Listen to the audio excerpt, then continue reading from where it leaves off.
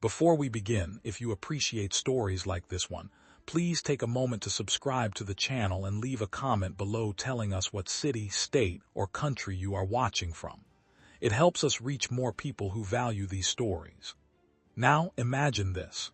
A young man from upstate New York, wounded and unable to walk, asks his friends to prop him against a tree. He refuses rescue. He asks only for a pistol and 8 bullets. When dawn comes, they find him exactly where they left him. The pistol is empty. 8 enemy soldiers lie dead in front of him. He did not miss once. This is not fiction. This happened on an island most people have never heard of, during a battle that changed the course of history. This is the story of Private Thomas Baker and the longest night of the Pacific War. The island of Saipan rises from the Philippine Sea like a broken tooth, 15 miles long and no more than 6 miles wide at its broadest point. In the summer of 1944, it was a landscape of contradictions. Lush sugarcane fields stretching between volcanic ridges, coral cliffs plunging into turquoise water, and beneath the beauty, a terrain ideally suited for killing. The Japanese had fortified every cave, every ravine, every ridge. They had spent months preparing for the American invasion they knew would come. Saipan was not just another island in the vast mosaic of the Pacific. It was close enough to the Japanese home islands that American bombers, if they could take it, would be able to reach Tokyo itself. Everyone understood what that meant. Saipan would not be surrendered. It would have to be taken yard by yard, body by body. The invasion began on June 15, 1944. The United States Marine Corps hit the beaches first, wading through a hell of artillery and machine gun fire that turned the surf red. Behind them came the soldiers of the 27th Infantry Division, a National Guard unit drawn largely from New York. These were not career soldiers. They were clerks, factory workers, farmers, school teachers. They had trained together, shipped out together, and now they would fight together on an island none of them had heard of a year before. Among them was Private Thomas A. Baker, 28 years old, from Troy, New York. He was older than many of the men around him, old enough that some called him by his first name while others simply called him Baker.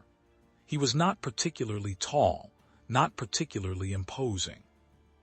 In photographs taken before the war, he appears serious but not severe, a man who looked directly at the camera without smiling but without hardness either. He had worked in a factory before the war. He had a family. He had a life waiting for him. But on Saipan, none of that mattered. What mattered was the man next to you and the ground in front of you. The fighting on Saipan was unlike anything the 27th Division had encountered before. The Japanese defenders did not simply hold positions and trade fire. They emerged from caves at night, infiltrated American lines, attacked with grenades and bayonets in the darkness. They used the terrain with brutal efficiency, turning every ridge into a fortress, every cane field into an ambush. The Americans advanced slowly, paying for every yard with blood. The heat was murderous. Men collapsed from exhaustion and dehydration. Water was scarce, sleep even more so. At night, the Japanese would send small groups forward to probe the American lines, to cut throats, to create terror. No one slept deeply. No one felt safe. Private Baker served with Company A of the 105th Infantry Regiment. In the chaos of the Saipan campaign, he quickly distinguished himself.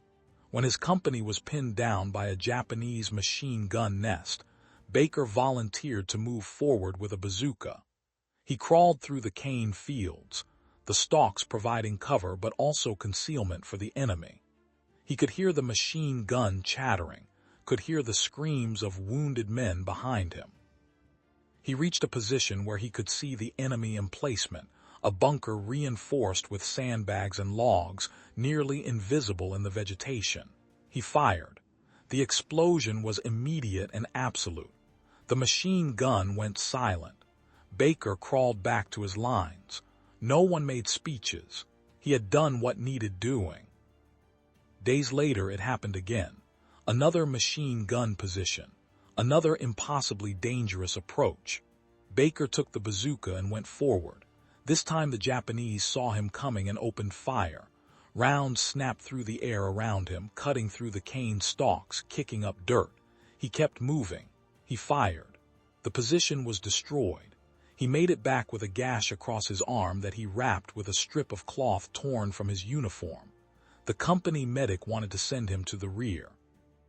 Baker refused. There were not enough men as it was. The fighting dragged on. Day after day, the Americans pushed north, compressing the Japanese forces into an ever-shrinking pocket at the island's northern tip. The Japanese situation became desperate. They were running out of food, out of ammunition, out of options. Their commanders knew the island was lost. They knew reinforcements would not come. They knew that surrender was not an option, not culturally, not strategically, not in any way that their code allowed. And so they made a decision that would define the final act of the Saipan campaign. They would launch a Gyokusai attack, a term that translates roughly as the shattering of the jewel. It meant a mass suicide charge, every man attacking at once, seeking not victory but an honorable death in combat, taking as many Americans with them as possible. The attack was planned for the early hours of July 7th. The Japanese commanders composed final messages, said their farewells, and committed ritual suicide before the attack began. They would not live to see the outcome. They did not need to. The outcome was already decided. The only question was how many Americans would die with them. The 105th Infantry Regiment held a section of the American line near the town of Tanapag. The positions were not ideal. There was a gap between the 1st and 2nd Battalions, a weakness in the line that everyone knew about but no one had been able to fully address. Reinforcements were stretched thin. Ammunition was adequate but not abundant. The men were exhausted. Some had not slept in 3 days. They had been told to expect a Japanese attack, but they had been told that every night for weeks. The warnings had become background noise. July 6th passed in tense watchfulness. As darkness fell, the usual routine began. Sentries were posted. Machine guns were positioned to cover approaches. Men tried to sleep in shallow foxholes, their rifles beside them. The night was hot and humid. Insects swarmed. In the distance, they could hear the occasional crack of rifle fire, the muted thump of artillery. Nothing unusual, nothing that suggested what was coming. Shortly after 4 in the morning, the world exploded. The Japanese came not in neat ranks but in a howling, surging mass. Thousands of them, many armed only with bayonets or sharpened bamboo stakes, some with rifles, some with grenades, all of them screaming, all of them running directly at the American positions. They did not take cover. They did not pause to aim. They simply charged, a human wave intent on overwhelming the defenders through sheer numbers and ferocity. The sound was overwhelming. The screaming, the gunfire, the explosions. It was not a battle. It was a collision. The American lines erupted in response. Machine guns opened fire, their tracers cutting red lines through the darkness. Rifles cracked in a continuous roar. Grenades detonated in bright flashes. Men fired until their barrels glowed, until their weapons jammed from the heat, until their ammunition ran out. And still the Japanese came. They hit the gap between the battalions and poured through like water through a broken dam.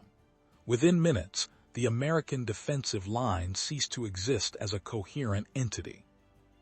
It dissolved into isolated pockets of men fighting for their lives in the darkness, unable to see more than a few feet, unable to tell friend from enemy until it was too late. Private Baker was in the center of the storm. His position was overrun in the first minutes. Japanese soldiers were everywhere, stabbing, shooting, grappling hand to hand. Baker fired his rifle methodically, aiming even in the chaos, dropping men who materialized out of the darkness only feet away. He fired until the rifle jammed.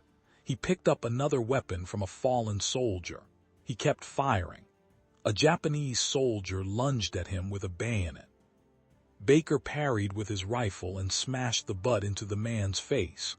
Another came from the side. Baker turned and shot him at point-blank range.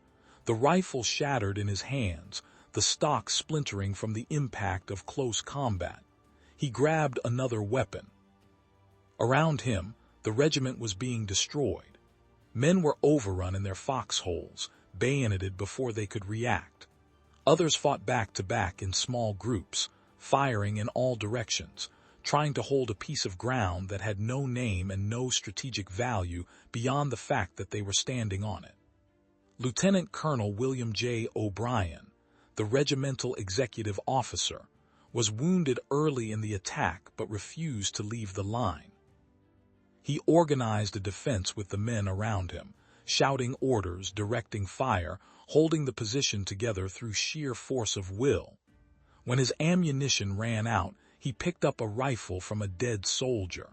When that ran out, he fought with a pistol. He was killed leading a counterattack, trying to restore the broken line. Captain Ben L. Salaman, a dentist serving as the regimental surgeon, was treating wounded men in a field aid station when Japanese soldiers broke through. Salaman killed them with a rifle. More came. He killed them too. He ordered the wounded evacuated while he held the position. Witnesses later reported seeing him firing a machine gun, his body riddled with wounds, still fighting, still buying time for the wounded to escape. He was found dead at his post, surrounded by the bodies of nearly 100 Japanese soldiers. Baker fought through the night. He was wounded, though later no one could say exactly when or how many times.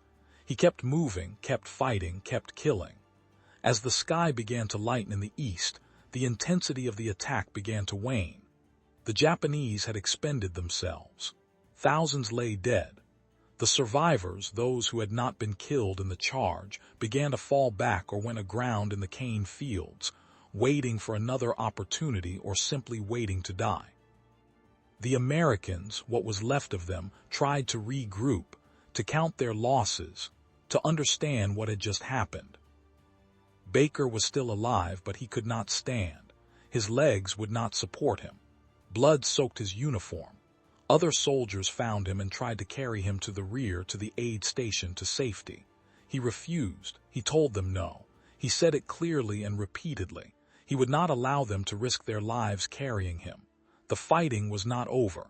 Japanese soldiers were still out there, hiding, waiting.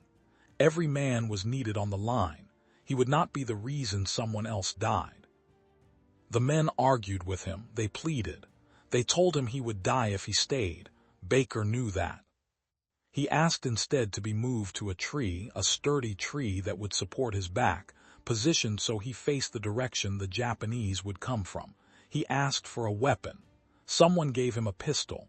Someone else gave him 8 rounds of ammunition. They propped him against the tree as he had asked. They left him there because he ordered them to leave. They had no choice. The battle was still raging. They had to go. Baker sat with his back against the tree, the pistol in his hand, 8 rounds in the cylinder and the chamber. The pain was extraordinary but distant, as if it belonged to someone else. He could hear the sounds of battle continuing in other sectors. He could see the bodies scattered across the field in front of him. The sun was rising, the light turning the sky from black to gray to pale blue. It would be a beautiful day. He waited. The Japanese soldiers came individually or in small groups, moving through the aftermath of the charge, looking for wounded Americans to kill, looking for weapons, looking for anything. They were exhausted and wounded themselves, moving slowly, carelessly. They did not expect resistance from a single man propped against a tree. Baker let the first one get close enough that he could not miss. He raised the pistol. He fired. The soldier fell. 1 round gone, 7 remaining. He waited. Another soldier appeared, then another. Baker fired twice. Both fell, 5 rounds left. He did not waste ammunition. He did not fire wild shots out of fear or desperation. Each shot was deliberate, aimed, necessary. He was a factory worker from Troy, New York, and he had learned to shoot in training camps in the States, firing at paper targets, at silhouettes, at things that did not shoot back. Now he was using that training to kill men who were trying to kill him, and he did it with the same methodical precision he had brought to everything else in his short life. The pistol kicked in his hand. Another soldier dropped, 4 rounds. The light grew stronger. He could see clearly now. He could see the faces of the men he killed. He could see their uniforms, their equipment, their expressions in the instant before the bullet struck. He did not look away. He did not close his eyes. He aimed and fired and watched them fall. 3 rounds, 2 rounds, 1 round. The 8th soldier came into view, moving cautiously now, perhaps sensing danger, perhaps simply careful. Baker tracked him with the pistol, waiting for the shot, waiting for the moment of certainty. The soldier stepped into the open. Baker fired his last round. The man fell. The pistol was empty. Baker lowered it to his lap. He had no more ammunition. He had nothing left to give. He sat against the tree and waited for whatever came next. The pain was immense now, no longer distant, no longer bearable. He closed his eyes. The sounds of battle faded. The heat of the sun on his face faded. Everything faded. When American soldiers returned to the position later that morning, they found Private Thomas A. Baker exactly where they had left him, sitting upright against the tree, facing the enemy. The pistol lay in his lap.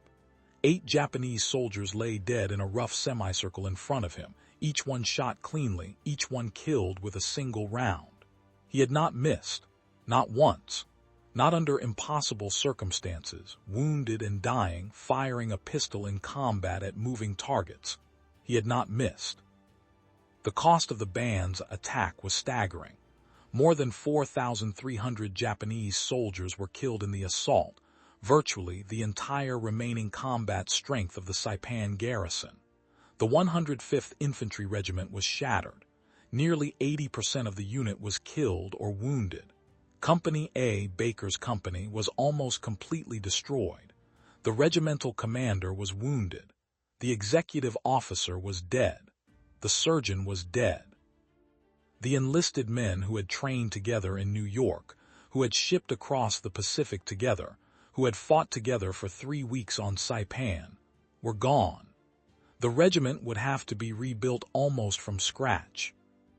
But the line had held, barely, desperately, at a cost almost too terrible to comprehend, but it had held. The Japanese attack, for all its fury and sacrifice, had failed to achieve a breakthrough. The Americans had absorbed the charge and survived. The battle for Saipan continued for several more days, but the outcome was no longer in doubt. On July 9th, the island was declared secure. The Japanese civilians on the island, told by their own government that the Americans would torture and murder them, committed mass suicide, throwing themselves and their children from the cliffs at the northern end of the island. Hundreds died. The Americans watched in horror, unable to stop it, unable to comprehend it. Saipan was taken. The cost was measured in blood and trauma and memories that would never fade. But it was taken, and with it came the ability to strike the Japanese homeland directly. Within months, Boeing B-29 Superfortress bombers would be flying from Saipan to Tokyo, Osaka, Nagoya, burning Japanese cities to ash, bringing the war to the enemy's doorstep. The capture of Saipan shortened the war.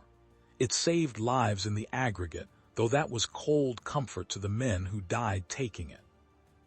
In 1945, after the war ended, after the world began the long process of understanding what had happened and why, Private Thomas A. Baker was posthumously awarded the Medal of Honor, the highest military decoration the United States can bestow.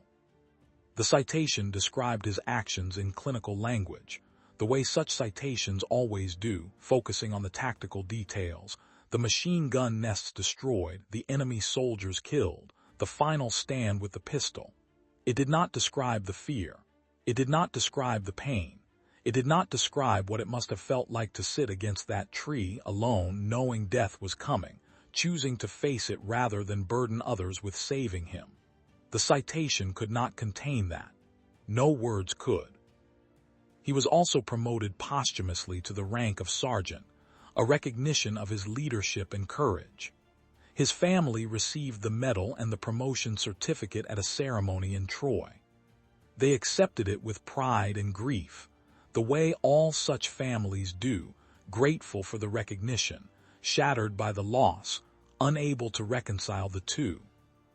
Thomas Baker is buried in the Gerald B. H. Solomon Saratoga National Cemetery in New York, not far from where he was born and raised. His grave is marked with a simple headstone, his name, his rank, his dates of service. There is nothing on the stone about the pistol or the 8 rounds or the 8 dead soldiers. There does not need to be. The story is recorded elsewhere, in official records, in the memories of the men who served with him, in the histories written about Saipan. But the stone itself is quiet. The way Baker was quiet, unremarkable, until the moment required him to be otherwise. The war moved on. The Marines took Iwo Jima. The Army took Okinawa. The atomic bombs fell on Hiroshima and Nagasaki. Japan surrendered. The soldiers came home, those who survived. They tried to return to normal lives to pick up where they had left off, but they were not the same men who had left. They had seen things. They had done things. They carried it with them. Some spoke about it. Most did not. What was there to say? How could you explain sitting in a foxhole on Saipan, surrounded by thousands of screaming enemy soldiers, fighting hand to hand in the darkness, watching your friends die, killing men at arm's length? You could not explain it. You could only carry it. The story of Thomas Baker and the Banzai charge on Saipan faded from public consciousness as the years passed. There were so many stories, so many battles, so many acts of heroism and sacrifice. They blurred together in the national memory, reduced to grainy footage and solemn narration in documentaries. But the facts remained. On the morning of July 7, 1944, a man from Troy, New York, wounded and unable to walk, refused rescue and asked to be positioned against a tree with a pistol and 8 rounds. When his friends returned, he was dead. The pistol was empty. 8 enemy soldiers lay in front of him. He had not missed. That is not mythology. That is not legend embellished over time. That is documented fact, verified by witnesses, recorded in official after-action reports. It happened. A man did that. A real person with a family and a job and a life he wanted to return to made the decision to stay and fight when he could have asked to be carried away. He made that choice. He lived the consequences. He died the consequences. There are moments in history that distill the essence of human courage and sacrifice into a single image, a single act. Thomas Baker sitting against that tree, waiting for the enemy, conserving his ammunition, firing 8 times and not missing once, is one of those moments. It is not glorious. It is not heroic in the way movies portray heroism. It is brutal and sad and unfair. But it is real, and it matters. Saipan is quiet now. The battlefields are overgrown. The caves are empty. Tourists visit the beaches and the cliffs, taking photographs, marveling at the beauty of the island. Most do not know what happened there. Most do not know about the Banzai charge or the 80% casualties or the man against the tree. That is understandable. It was a long time ago. The world has moved on. But the story endures. As long as there are people willing to tell it, to preserve it, to honor the memory of those who fought and died on that island, the story will live.